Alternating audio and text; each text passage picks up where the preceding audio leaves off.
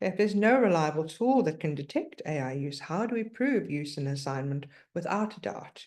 That's one of the problems, because you actually cannot. And really, it can cause reputational damage for an institution if the student is falsely accused of using AI tools to completely, generate an assignment from scratch. And we have these ideas in our perhaps plagiarism policies at universities that have percentages about what percentage is allowed and in what cases, will there be a hearing? What are the consequences?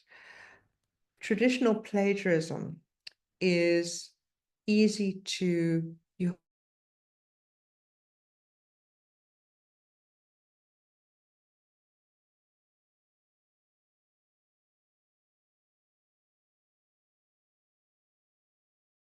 tools, it's not always going to generate the same response depending on the prompt.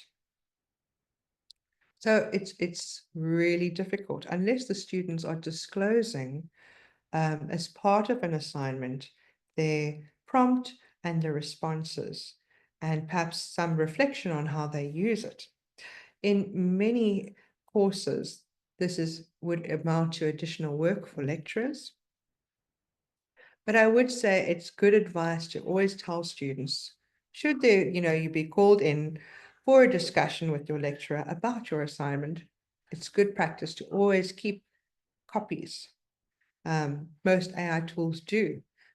But with a free sign up, you often can't be sure. So it's always good, encourage them to keep a copy.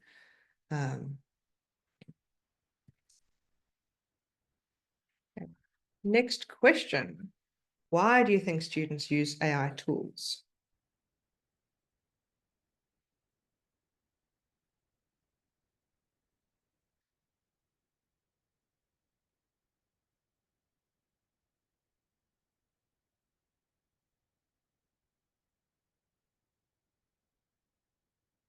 See what you think.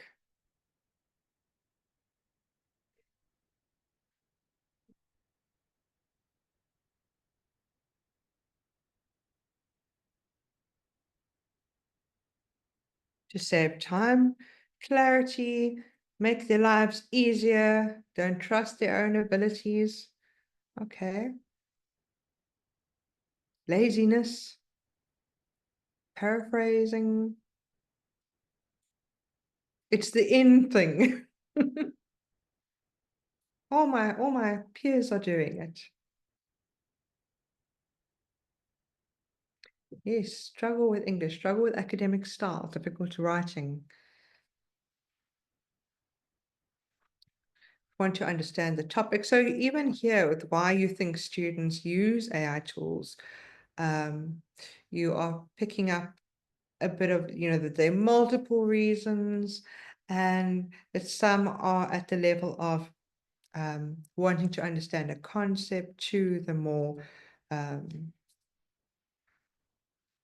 kind of more critical stuff, to the social reasons.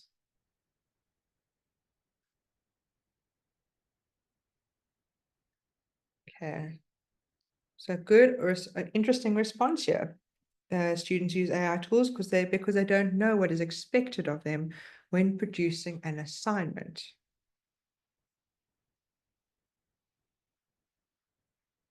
So something like, here is my assignment brief, generate suggest an outline for this assignment as a brainstorming tool, as a starting point. Yeah, to brainstorm. Lack of research ability, academic understanding, system in answering the questions. Okay.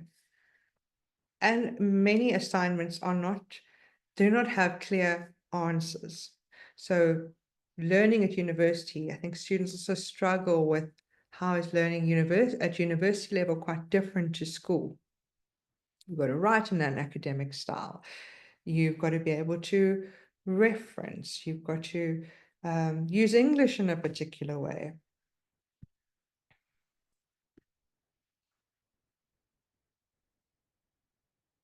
And generally also overwhelm. Come to university, it's very different to school. They just feel overwhelmed. And sometimes if there's a tool that can help them do a bit of that, um, it helps with that overload and overwhelm. But can sometimes, it's important, I think, that students don't over-rely on these tools and grow their confidence and understandings as well. And here's one for you. How prepared do you feel to support students regarding questions about GenAI?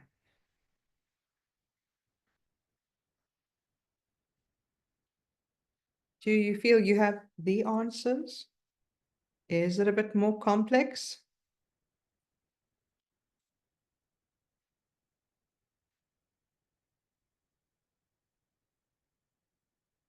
Remember, it's completely anonymous. So we won't know who said what. So far, we've got some colleagues who say, I feel prepared. Feel prepared to support students regarding questions about GenAI. Got majority of colleagues who so far say, I feel unsure. I feel unsure about supporting students regarding questions about GenAI. And a couple who say, I'm not prepared at all. And that is totally fine. Hopefully, today's some of the next points that I'm going to talk to will help you feel a little bit more prepared and give you some strategies to consider when supporting students who have questions about GenAI tools and the ways in which they can be used. Okay, so the first part is really to, we've got to be able to assess appropriate use and support appropriate use among students, but the students also need to know how to assess appropriate use. So there's a very, very useful little, what you call this, flow, it's a decision tree diagram that you can perhaps adapt or inspire you to create your own, or if you find it's appropriate and you want to print it out for your library, maybe your institution has their own version in, perhaps you've got GenAI guidelines at your institution.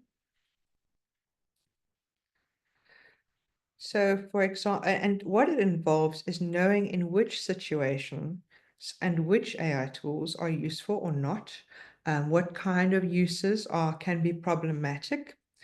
And one way to discuss it with students and through thinking through these decisions is through this decision tree. And the other one is thinking about it in terms of metaphors, which I'll talk about next. So I want to use GenAI tool to help me get started on an assignment. So brainstorming an outline, that would be part of getting started. I want to use an AI tool to help me improve on what I've already done. So I've done most of the work. I'm just looking to improve on it. Here's the clarity one. I want to explain an idea in a simpler term or in a different way. So in these ways, yes, it can be helpful, but you've got to look at your course outline, ensure that it is acceptable to use it in this way. Use an appropriate AI tool, track your work. So to be able to have a record of your prompts and responses. Double check your work and hallucinations and bias. So remember, different generative AI tools draw on databases where the information comes from societies in the global north, mainly that are very different to ours. And that's why you don't always get responses that are perhaps fair or balanced or context appropriate. So, for example, often in legal studies, students struggle especially because the main legal system, even if you prompt for South African law, it talks about the jury, which we know is the jury system is American. Yes, and then so always encourage students to look, are the sources real? Cite the use of the tool, describe how you used it. And I would say not just referencing, but actually always keeping that backup. Okay, and then a yes, but help with my research, find facts, quotes, or resources. It's like, yes, you can use it, but again, you need to check it. To fully complete an assignment for me? No. So if AI is doing the work for you, you're missing the learning. So that in each of these, there's actually a different percentage of AI use involved. So helping me get started, clarify a concept. So in the broader scheme of the assignment, is that 10% of the work of the assignment that the student is using an AI tool for. It's difficult to think of it as percentage, but in some cases does help you know where the boundary is. And sometimes lecturers have quite particular boundaries, as I will show you in a bit. So here is from an article, different ways GenAI tools can be used to augment teaching and learning. This is about the metaphors. Are you using it as a Socratic opponent, a buddy, a coach? What we notice here is that these are all very positive metaphors. And there are some metaphors that exist that are not here, such as I'm using a GenAI tool as a free ghostwriter, which would be in the no side of that decision tree. So you can use these metaphors to explain to students about the different ways that they can use AI tools, but within the rules of their course. Okay, so university guidelines. This is an example from Rhodes University. And I think it's important that you are familiar with the kind of guidelines in your spaces. Many institutions have adapted, from the UNESCO guide, so they're actually quite similar. So if your institution doesn't have official guidelines, I think this is a general place to start, and you can look at some of the other institutions' guidelines. So uses of GenAI tools likely to be acceptable. So finding out whether it can be used for an assignment before you start. Acknowledge the use as defined in the course outline. So very often some courses now have, rather than just the plagiarism declaration, they acknowledge which tools they have, GenAI tools they have used and how they've used it.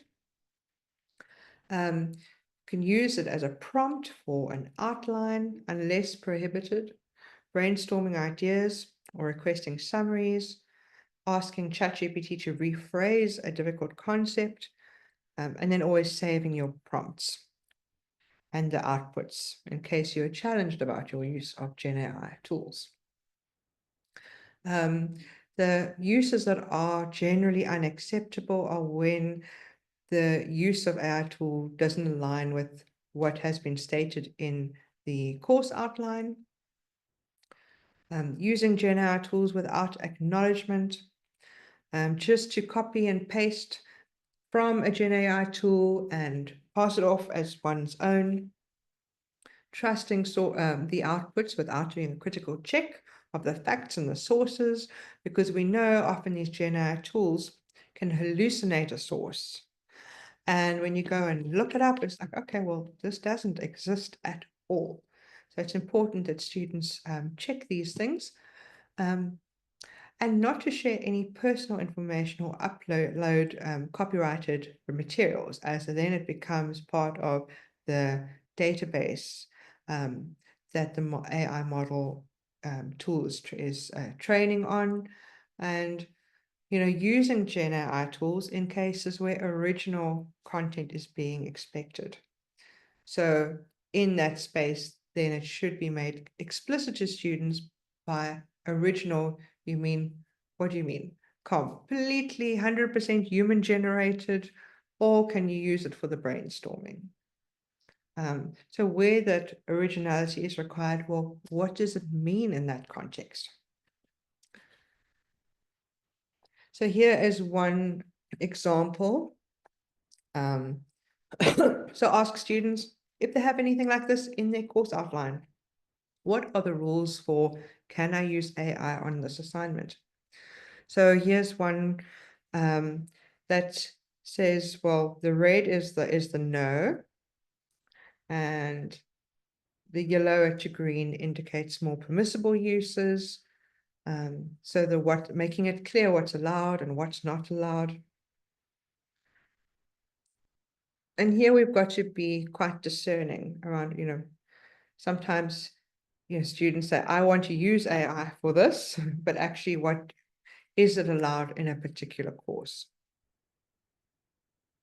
Or do I need to get permission? So in this case, Watkins is saying he wants students to ask permission if they want to use it to construct an outline, draft summaries, all other uses. I'm thinking he or she is very busy with this, and might have, depending on the class size though. Okay, but you get an idea. Now I've got a nice ethical dilemma for us, and I'm going to ask you to open up your mics. Just raise your hand. Maybe the hosts can assist with this. But I thought let's discuss how you would navigate this scenario. It's generated with, actually used Gemini, but then refined it a bit and reprompted. But in this case, it's a student, a final year politics and international student at Rhodes, and the library's name is Tandy.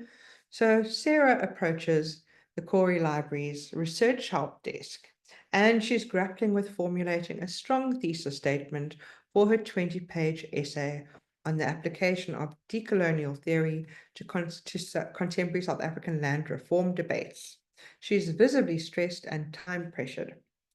She says to Tandy, the librarian, I've sifted through countless journal articles and books, but I'm struggling to synthesize them into a clear, critical argument. I'm running out of time before the submission deadline. And then Tandy, who's mindful of the university's commitment to critical engagements with emerging technologies that include GenAI, suggests exploring how these tools might assist her. And she demonstrates to Sarah how ChatGPT can be used to generate potential thesis statements based on the articles that Sarah has consulted, but emphasizes the importance of critical evaluation and adaptation. And Sarah, although initially quite apprehensive, finds ChatGPT's suggestions quite helpful and selects a thesis statement that resonates with her understanding, modifies it to better reflect her nuanced perspective, and leaves with a sense of relief. Then a few days later, Sarah returns to Tandy, visibly distressed, and she says, my lecturer has accused me of misusing GenAI tools. They ran my essay through some AI detection software, and it flagged a high probability of AI-generated content, particularly in my thesis statement and initial framing of my arguments. They said it lacks the critical voice they expect from a final year student, and it relies too heavily on generalized formulaic language. Okay. So what do you do if you're Tandy? What do you do? Maybe, do you agree with Tandy's strategy of, what she was showing Sarah? What do you think of this dilemma? And there's no right and wrong answers. This is a tricky one.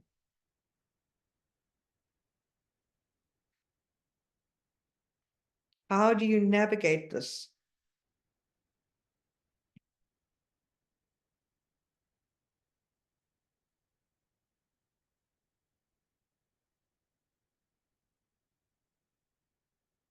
So how would you navigate this scenario?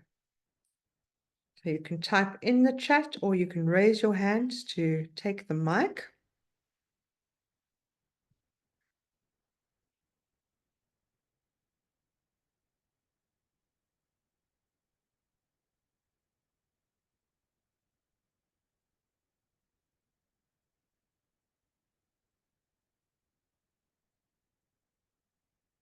How do you navigate this if you are Tundi?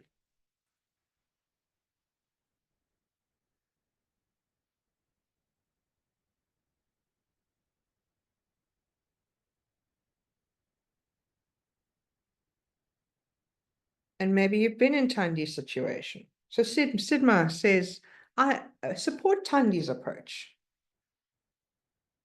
Okay, Michelle says perhaps Tandi should have checked this policy regarding AI use. Okay, yes. So in the university guidelines, perhaps, or policies, and in that stream, so politics and international studies. So what forms of AI use are permitted?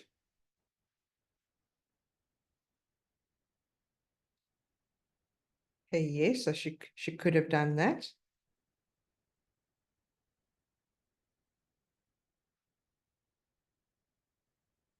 And in showing Tandi, Sarah, that particular use, do you think it's good for Sarah's learning? Donnie, I see you've got your mic open. Go for it. Yes, good morning, Doctor, and thank you very much. I think Tandy, yes, I support her because of the fact that she was mindful of the university commitment to critical engagement with AI technologies. But there's also that, in a way, that we must steer students towards the use of AI. But it seems if Sarah has just put something in, maybe copy and paste it instead of using that towards own seeing of the assignment and what to do, what to write. So we see it a lot that students are just copy and paste, and that's why it's come back to them to say that you have used this AI generated. They don't know how to use it, what type of questions to use to ask AI to formulate a thing and then use it to their own interpretation. So I think there's a role that we as librarians also can play in suggesting things how to do, not just say, okay, try Gen AI and use it, because the students will just copy and paste the Gen AI that they get. Good point. So just since it's about not just saying, well, here's the tool, go and use it. We've got to play that role and guide Yeah. a proper, appropriate use. Yes.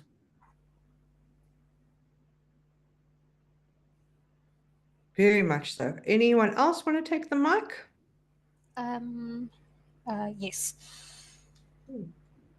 I think with regards to Sarah's modification, I'd have asked how much did she modify?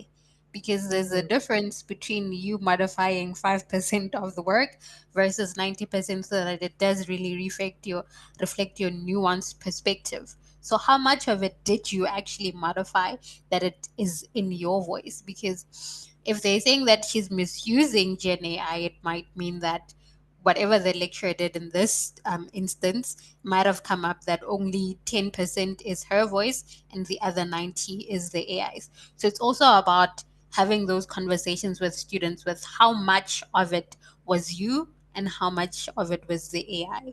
Because if I was she returned to Tandy and I was Tandy, I would have asked and had that conversation with her to better understand what is it that you did and why your lecturer might think you were misusing, because misusing is quite a heavy term for a student. So I would need to understand what was your process after I showed you how to use it, and then we would take it from there. Thank you. Thank you, Mokale. That was, I think that's a great kind of follow-up to response for that next conversation. So if you're in that position, it's like, you know, that's a good tip. Talk about how much it was used. So what percentage of the essay is then AI generated? Did I put in what I've written so far? And, I'm just saying, well, I want you to write me the initial paragraph. Or is it that I'm saying, based on these 4 texts or 5 texts, however many, for this final year essay, generate an essay that looks at this, this, this, this. Yeah, so very much so. Have that conversation.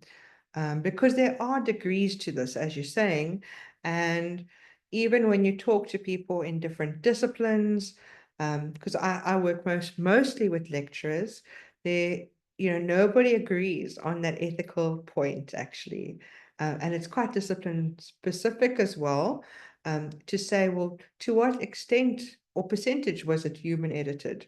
If I say 20% was, AI assisted writing, is that okay? How about 50? What about 80? So good approach. Any other thoughts on this, how you would navigate this, this ethical dilemma? Oh, I see we've got something in the chat. Shandy should check with Sarah whether she referenced the AI tool and whether that, I suppose, is a requirement in her course. Was she meant to disclose her use in that particular course? Sarah should have stated the use of AI for topic development, again, if it is required in the course and if it is allowed.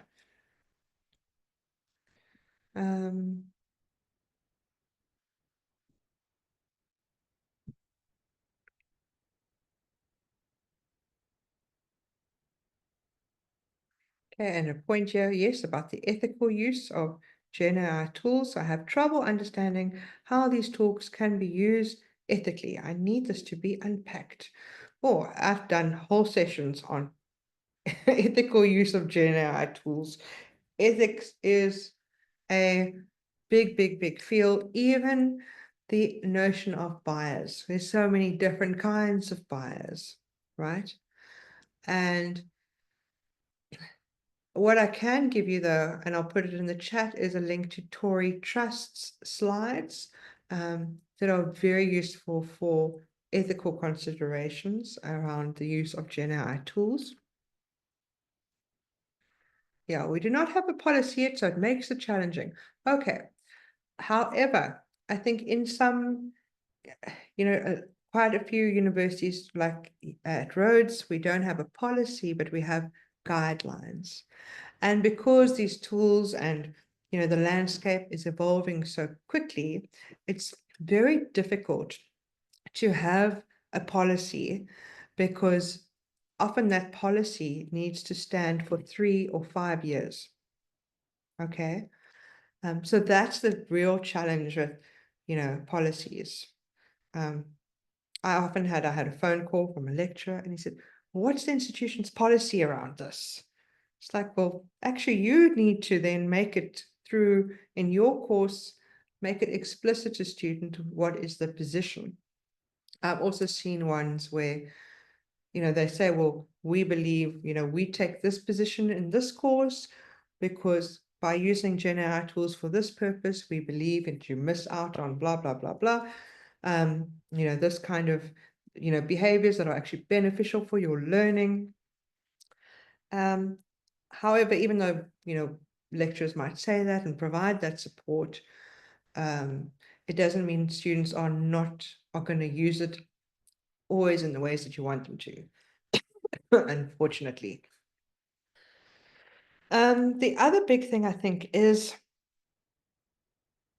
rather than, we also need to think about the roles of librarians. I think Dani has said something about this already. So where do you see your role when it comes to GenAI and essay writing? I'm aware that we've got 2 minutes to go. I'd also just encourage you to think about the broader perspective. It's not just about that one essay that you are supporting a student with. It is about helping them to develop their evaluative judgment in the disciplines. So the ability to make decisions about the quality of their own work and that of others.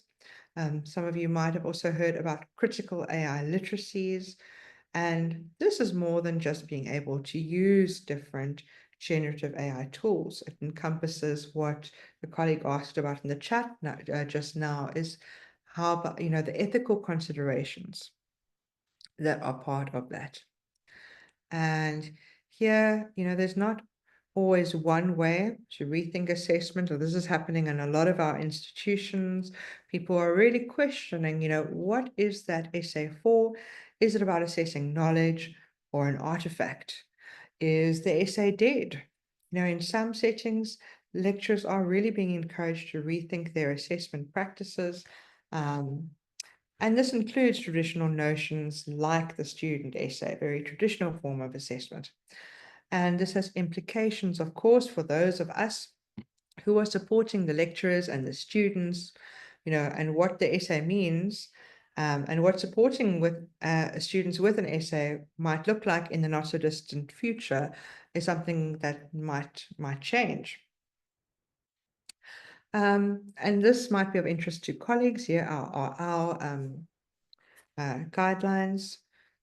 If your institution doesn't have, or you're looking for some examples and a little backstory to the guidelines, there's also some really great ones from UCT and many, many more. Across South African universities is a whole open bibliography that has been put together by the USAP Digital Education Community of Practice group that I'm a part of.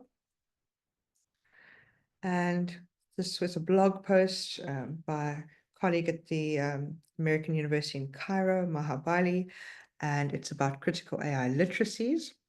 So if you want to have a look at that, and there's an upcoming talk. I mean, this stuff just goes, God, there's just so much out there. And some papers, so this webinar coming up is on digital literacies in the age of AI. If there are any colleagues here who are working in that area or interested in that specifically, and article by colleagues of mine, which is really what I think a lot of this touched on is, it's not just about particular uses and assignments and rethinking assessment, but we've got to think about the bigger picture of, well, what is higher education really for? And there was a recent Kahisano last year publication, also got some good stuff in there. I made the time. All of you, and I'm going to pop in the presentation, the ethical stuff. So if you want to read more on that. But while I'm doing so, perhaps your colleagues have some questions. Feel free to take the mic or type in the chat.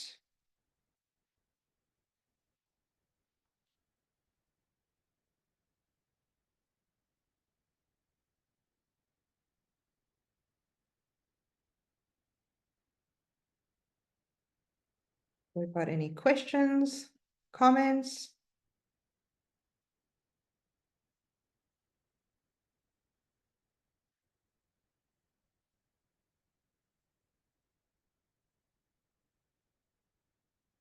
Oops.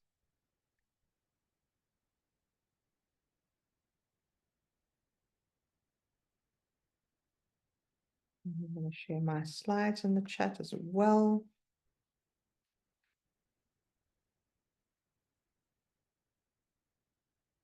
Because there's so much that you can read up more in your own time. And I think it's a really evolving space. And the evolving role of librarians, I think, is going to be it's really important. So how do we support our lecturers and our students, and more broadly, around using these new tools in appropriate ways that can support teaching and learning?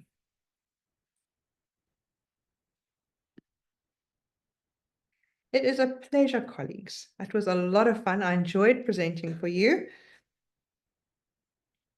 And I thank you for your engaged participation. Yes, thank you so much, Doc. Thank you very much, colleagues.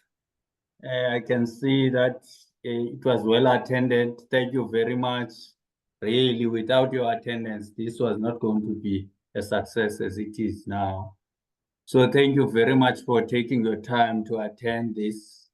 I know that AI is a burning topic that we need to update ourselves each and every day. So I think, Doc, you've done it justice. It was very informative, very interactive. I think members are happy, learned a lot on this workshop. Thank you very much. I know that you are also busy. Thank you for considering doing this workshop for us. We really appreciate. Thank you very much. Colleagues, thank you very much. I think now it's 4 minutes past 11.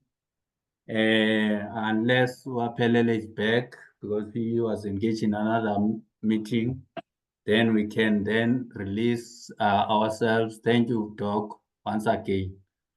Maybe next time we'll look and see how can we also invite you for another session.